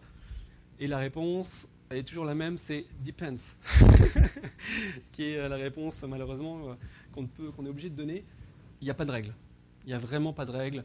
Il y a des enseignes qui vont, pour un segment de produit, vont passer en direct. Une autre enseigne va gérer par un importateur. Et d'une année sur l'autre, ça peut des fois changer. Et moi, le conseil que je donne toujours, ou quand on travaille avec nos clients sur la démarche commerciale, c'est toujours de toute manière d'aller taper à la porte de l'acheteur, de l'enseigne de la grande distribution avec lequel on veut travailler. S'il est prêt à travailler en direct, super, on avance ensemble sur l'aspect négociation, référencement. Et s'il nous dit non, ce segment par rapport à ton produit passe par mon importateur, et ben, il vous donne le nom de l'importateur et après ça permet d'aller voir ce partenaire en ayant dès le début un terrain d'égalité, j'ai envie de dire, parce qu'on a déjà parlé à l'acheteur, on connaît son nom et c'est lui qui nous a recommandé d'aller voir l'importateur. Je fais un petit aparté, on en parlait il n'y a pas si longtemps que ça. Les acheteurs dans la grande distribution, surtout en Grande-Bretagne, il y a un fort turnover. Donc il y a souvent un travail de relationnel à faire et essayer d'être régulièrement en contact avec ces acheteurs pour voir un peu comment évoluent les choses. Et c'est vrai que les interlocuteurs changent souvent, d'où la nécessité d'être présent sur place pour vraiment bien suivre le fil des choses et de ne pas perdre la relation effectivement avec ces grands acteurs du secteur. Tout à fait. L'autre caractéristique, c'est qu'on peut dire qu'en Angleterre, effectivement, il n'y a pas des indépendants dans la grande distribution. Bien sûr. Et que la négociation est plus gentille, plus aimable. C'est vrai, c'est vrai. Ce qui se passe avec les Français, en particulier les indépendants. Absolument. On va en parler après. Donc les comportements commerciaux et le travail à faire quand on travaille avec ces acteurs-là. Donc la langue anglaise, bien sûr, ça paraît évident, mais pour ceux qui n'ont pas forcément un bon anglais ou un anglais totalement opérationnel, entourez-vous de collaborateurs qui ont vraiment très bon anglais, parce que ça va être quasiment rédhibitoire pour un acheteur s'il voit qu'il peut y avoir potentiellement des problèmes de communication ou des incompréhensions. Ça va être un frein très important pour lui pour vouloir avancer commercialement parlant. La notion de politesse et discrétion, encore une fois dans l'approche, en France, il ne faut jamais oublier qu'on est des latins.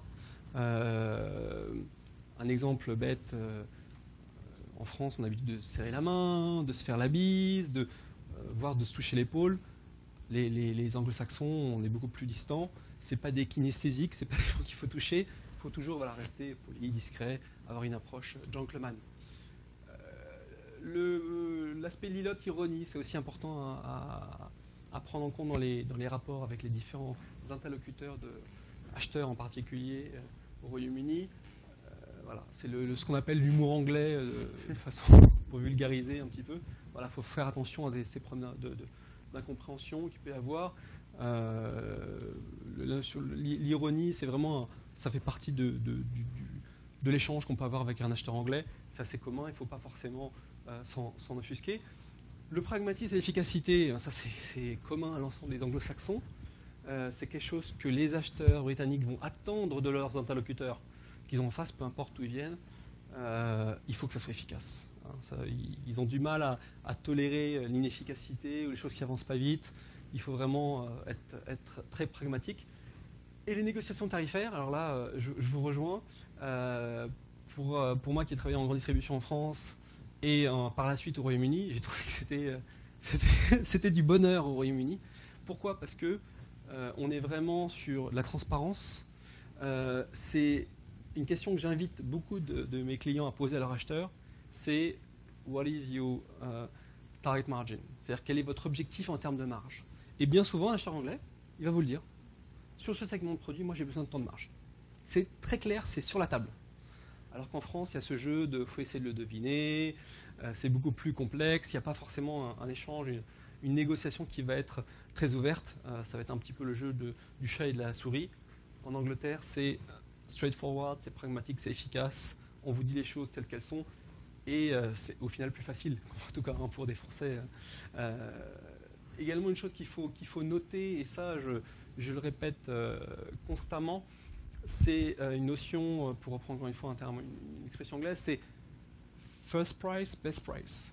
C'est-à-dire qu'un acheteur anglais, quand vous allez rentrer en contact avec lui dans les débuts de la négociation, il va s'attendre à que le premier prix qui va être proposé va être très proche du prix final. Si vous proposez initialement dans votre début de négociation un prix à 100 et qu'au final, en avançant dans le temps, vous arrivez à 80, l'acheteur ne va pas comprendre du tout. Il va se dire, mais attends, il a essayé de m'arnaquer. Alors que chez les latins, on va être sur un jeu de la négociation et dans le prix initial qu'on va proposer, on va plutôt se garder beaucoup de marge de manœuvre, 10, 20, 15%, 20%. Les Anglais, non. Il faut vraiment être très, très, très près de la réalité. Il y a toujours un jeu de la négociation, bien sûr. Ça existe partout. Mais on est dans l'ordre de quelques pourcents. Pas 10, pas 15, pas 20 et encore moins 30. Si vous faites ça, ça peut être rédhibitoire. Là, on est sur l'aspect préparation au travail. Bon, ça, c'est un petit peu, j'ai envie de dire, commun. Mais bien sûr, un acheteur anglais va s'attendre à que son interlocuteur soit bien préparé, fasse son travail initial pour bien comprendre l'enseigne, bien comprendre la culture, la taille du réseau, et visiter les magasins pour voir qu'est-ce qu'il y a déjà présent en magasin. Donc si vous ne faites pas ça, encore une fois, et si l'acheteur voit que vous êtes en entretien, vous essayez de découvrir l'enseigne, c'est rédhibitoire. Donc c'est vraiment un travail de préparation qui est essentiel et important dans le cadre de vos rendez-vous commerciaux. Merci à vous. Merci pour votre attention. Merci beaucoup. Allô? Merci. Donc, il marche le micro ou pas? Pas l'impression. Je pense pas, non. C'est embêtant pour les gens qui nous suivent sur Internet. Allô? Oui, ça y est. Ça y est. Très bien. Merci Jérémy, merci Emmanuel. Je ne l'ai pas dit tout à l'heure, mais ils ont fait un vrai travail de fond. Donc vous avez pu, j'espère, vous en rendre compte à travers la présentation. Donc sur le secteur agroalimentaire, évidemment, mais auprès des acheteurs. Ils ont, donc, comme ils l'ont dit, donc il y a un gros turnover auprès des acheteurs dans la grande distribution.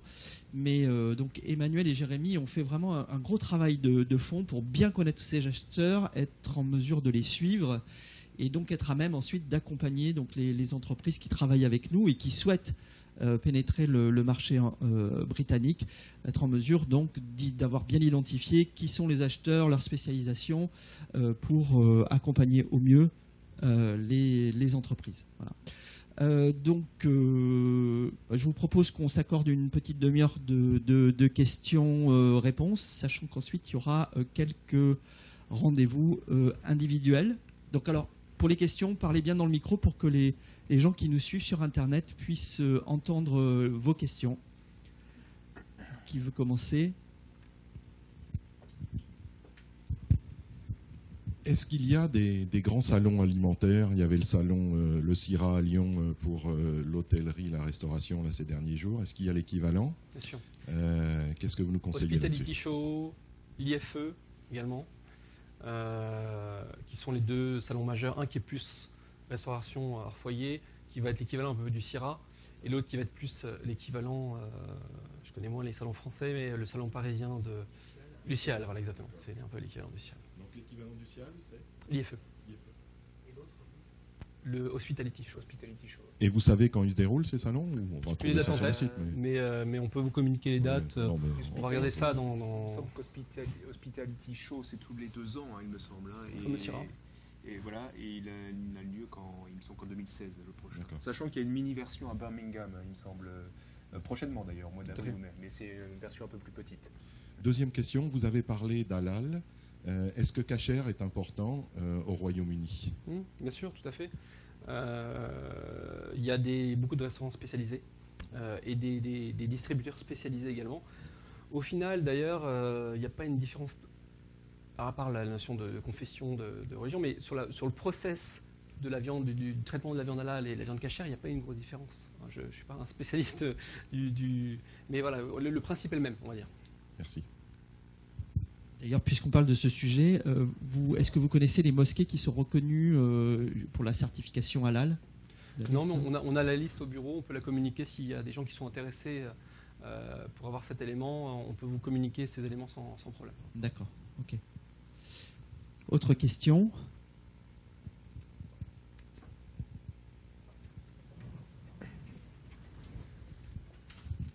Bonjour. Bonjour. Je vais rester sur cette notion d'halal. En Angleterre, parce que bon, selon les destinations, ça peut être un peu variable.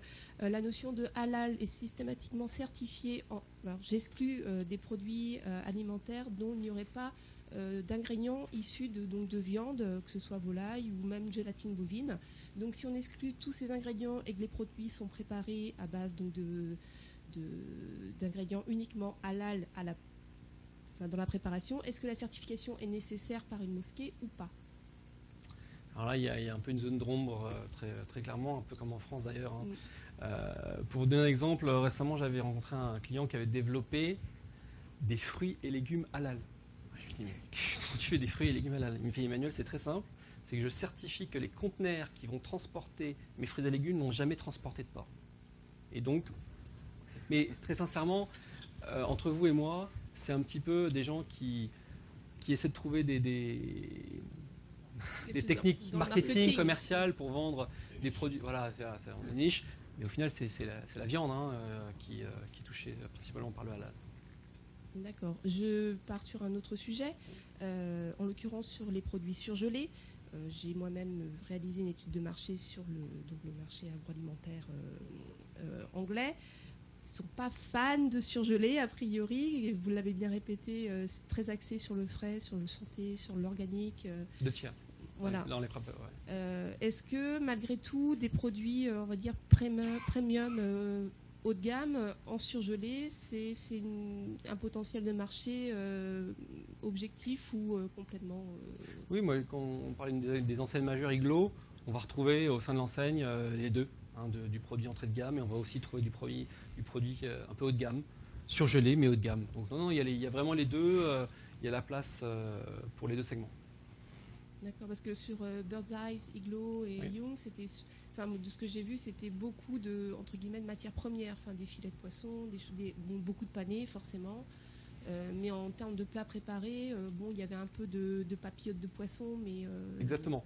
Mais si vous allez dans des enseignes comme on a parlé tout à l'heure de Waitrose ou Marks & Spencer, ils ont un segment également surgelé. Et on va retrouver du haut de gamme, des plats préparés haut de gamme surgelés. Alors encore une fois, ça n'est que 1/3 du marché, mais un tiers, c'est déjà beaucoup. Donc si vous faites du surgelé haut de gamme, non, je pense qu'il y a la place pour essayer de vous développer sur le Royaume-Uni.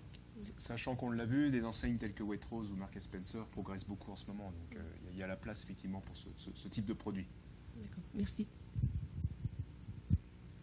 Ok, autre question?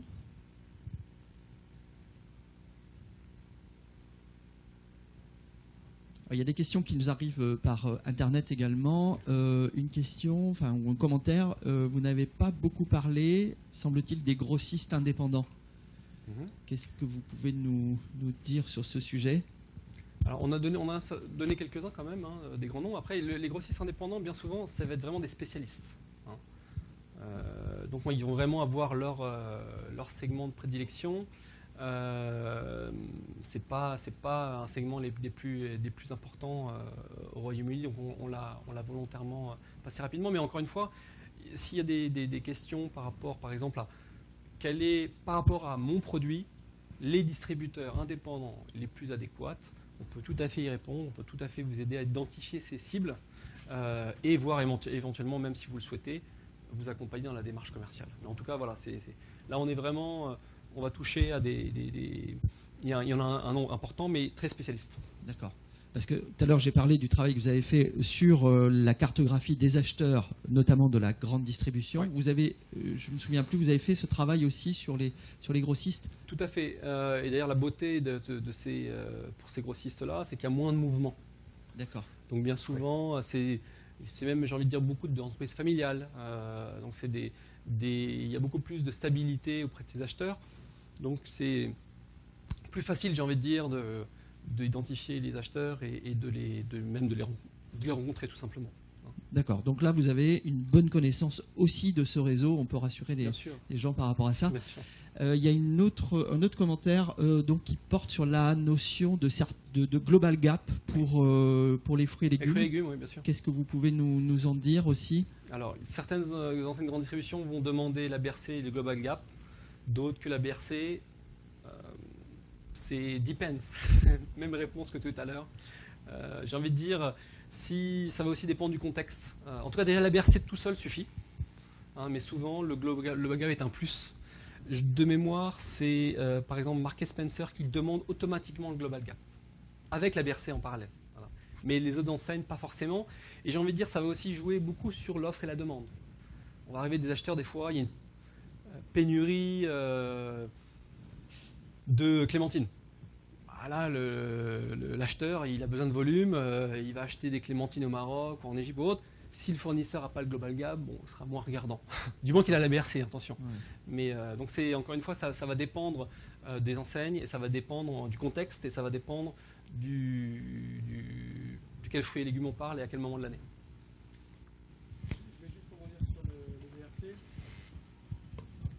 Bonjour. Je vais juste rebondir sur le BRC. Lorsque l'entreprise a la certification IFS, oui.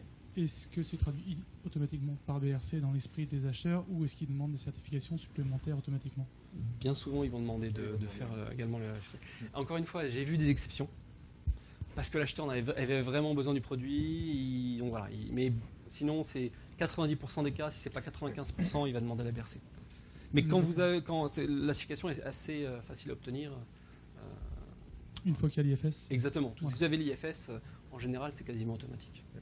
D'accord, merci. Il y a encore une question qui nous arrive par Internet sur le marché des biscuits. Qu'est-ce que vous pouvez nous en dire en termes d'importance, sur les marques aussi en présence, à la fois les marques nationales et puis les marques importées? Alors, c'est un vaste sujet. on a volontairement pas mis une partie sur les biscuits. On pensait que on allait trop dans la spécialité. Mais on a un document qui ont la même structure que les différents segments de produits dont on a parlé, qui va présenter la taille du marché, les différents acteurs de ce marché, le poids de ces acteurs. Donc on a un document qui est prêt. Encore une fois, s'il y a des gens qui sont intéressés spécifiquement par le snack, le biscuit, c'est un sujet en soi, j'ai envie de dire. Oui. Et en plus, il y a une diversité en termes d'acteurs, en termes de marques, assez impressionnante au Royaume-Uni. Ça pourrait être un sujet en soi, d'une demi-heure, 45 minutes. Mais sur les gens qui sont intéressés, je vous invite à revenir vers nous ou vers Bretagne Commerce International, et on pourra, bien entendu, vous répondre à vos questions. Alors évidemment, c'est un secteur important en Bretagne, donc ça sera intéressant qu'on ait ce document à disposition pour les gens intéressés. Donc la question se complète. Est-ce qu'il y a donc un rayon important donc en GMS? Donc je suppose que oui, mais si tu peux développer un peu, Emmanuel. Et notamment, quel est le positionnement des produits? Est-ce qu'il y a de la place, en particulier pour un positionnement premium dans le rayon biscuiterie? Oui, alors, encore une fois, on va retrouver les acteurs Waitrose, Marks & Spencer, et Waitrose encore plus particulièrement. Moi qui ai un Waitrose juste à côté de chez moi, je fais quasiment tout mon shopping chez Waitrose. Et en termes de biscuits, il y a la particularité, là je vous parle en tant que consommateur, hein, c'est qu'on a une grande diversité et on a aussi un renouvellement des offres. Il y a un corps de l'offre, surtout dans des acteurs du biscuit les plus importants qui vont être là toute l'année. Et par contre, régulièrement, on va avoir des nouvelles références qui vont être des nouveaux produits, des nouvelles marques qui vont être référencées.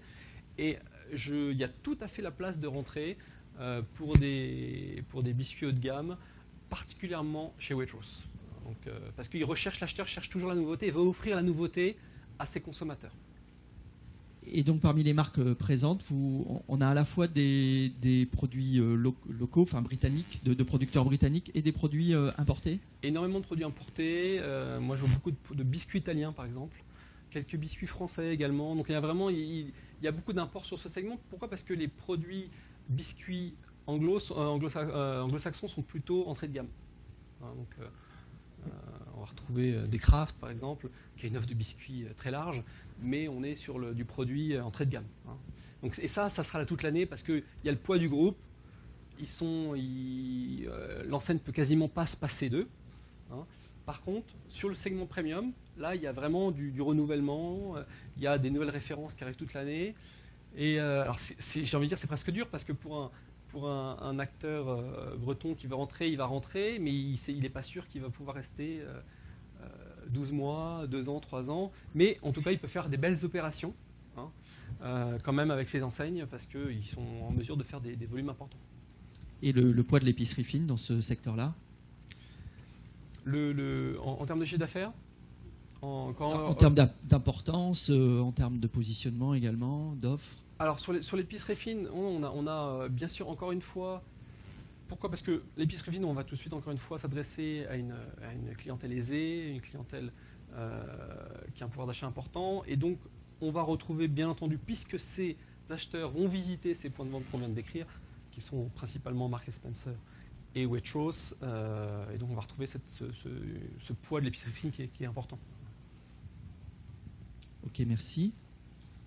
Est-ce qu'il y a d'autres questions dans la salle?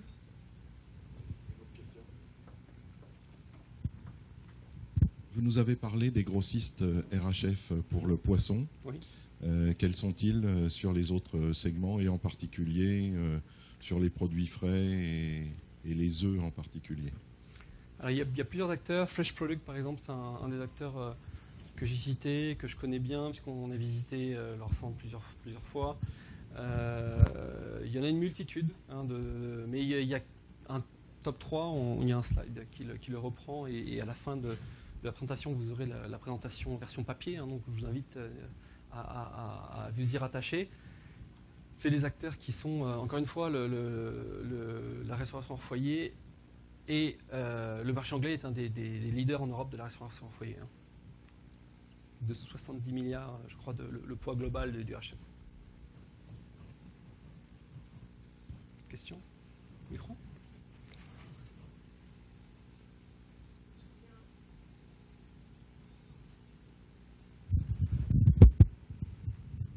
Oui, je reviens sur la restauration chaînée également. Quels sont les meilleurs points d'entrée? Est-ce que les acheteurs achètent des gros volumes pour toute la chaîne de magasins, ou est-ce qu'ils passent également par des importateurs ou par des grossistes? Alors pour les restaurations chaînées, oui. La question c'est pour rentrer chez eux, c'est ça? Oui, avec quel type de produit? Voilà. Avec les fruits et légumes? Non, non. Non, sur des produits snacks, des desserts, parce que vous avez Oui, pas beaucoup parlé de desserts. Desserts, tout à fait. Non, là, ça va être encore une fois par le grossiste. Je pense que c'est bien souvent, ils ont un peu la main mise sur ces restaurants chaînés. Mais encore une fois, j'ai la même remarque que j'ai fait tout à l'heure. Allez voir l'acheteur de la chaîne que vous visez. Et vous allez voir, si ça se trouve, il va vous dire « Ah bah vos produits m'intéressent, ça m'intéresse d'acheter en direct, superbe, avançons dans ce sens-là. » Ou soit il va vous dire « Non, non, mais ça, c'est mon grossiste, c'est mon partenaire qui l'importe et qui le gère logistiquement parlant au niveau de mes magasins. Donc adresse-toi à Peter, nanana. » Et donc voilà, c'est la même démarche, j'ai envie de dire. Il n'y a pas de différence. D'accord. Et donc je rejoins également, on parlait de biscuits tout de suite, et oui. Donc de manière générale sur le secteur des desserts, on va dire desserts, tartes, mousse, desserts gourmets, que ce soit GMS ou Horeca, le positionnement de ce secteur en Angleterre? Alors, c'est complexe comme question. On pourrait, même chose, on a cette présentation PowerPoint, on a également une présentation format étude A4, on va dire, qui a beaucoup plus de texte, qui est moins facile à faire en session plénière comme aujourd'hui, qui parle de ce segment. Et donc même chose, si c'est quelque chose qui vous intéresse, on peut vous envoyer un document A4 qui va reprendre les informations essentielles par rapport en particulier au dessert. Donc ça, et je vous avouerai, je fais un aveu, je n'ai pas les chiffres en tête. Pas de souci. Merci.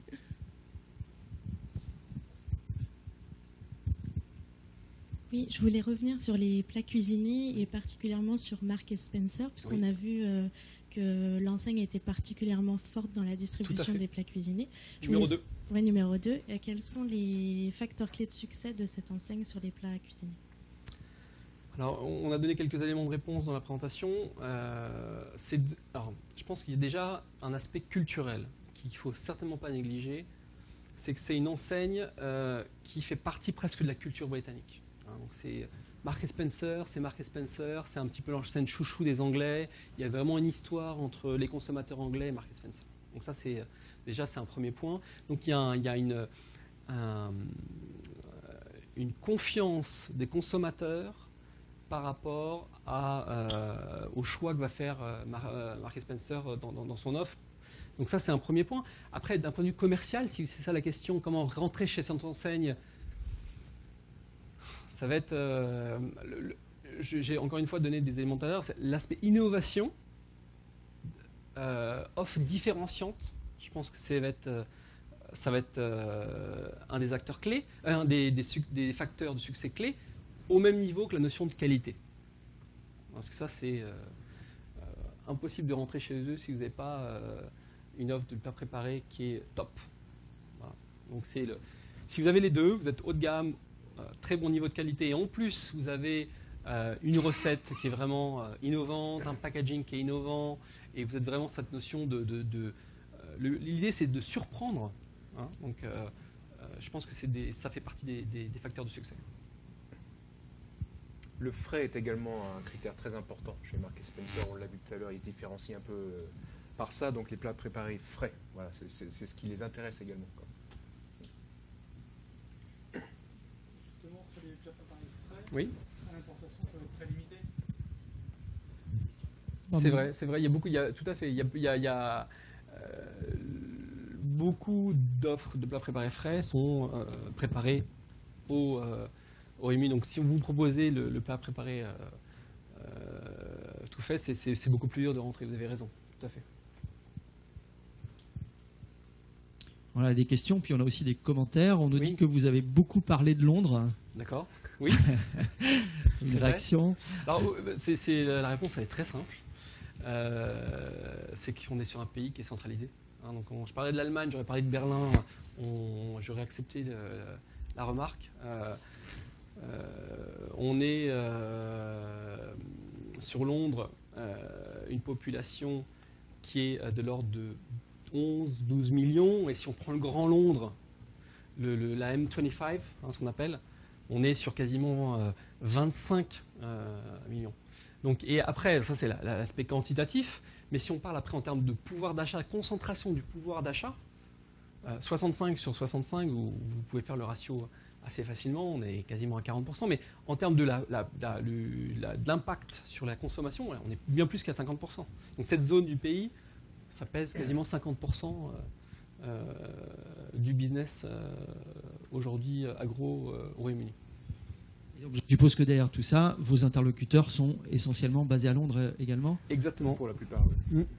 C'est ce qui d'ailleurs facilite aussi les démarches de suivi commercial. C'est que bien sûr, on a une très forte concentration encore des enseignes et de leurs sièges et de leur centrale d'achat.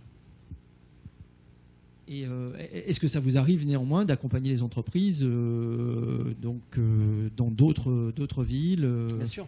Bien sûr, Birmingham est aussi un point important, il y a beaucoup de grossistes. Après, Leeds aussi important, Liverpool également important, Édimbourg également important. Mais encore une fois, si dans une première approche, je pense que c'est vraiment intéressant de se concentrer sur Londres. Pourquoi ? Pour des raisons aussi de logistique, hein, pour vraiment se concentrer. Et puis en termes de potentiel, c'est vraiment là que tout se passe. Donc si vous avez un succès déjà dans le Grand Londres, ça serait facile de répliquer à l'extérieur. Par contre, l'inverse n'est pas forcément vrai.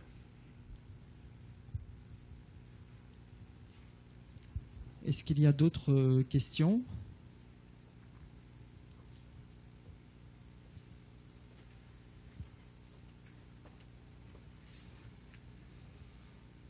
Non ? De manière plus pragmatique. Si on veut continuer à travailler, et là c'est plutôt une question pour Bretagne Commerce International, je rejoins l'industrie, donc ici comment ça fonctionne sur des accompagnements dans des marchés, sur des visites de prospection, est-ce que vous avez toutes ces prestations ?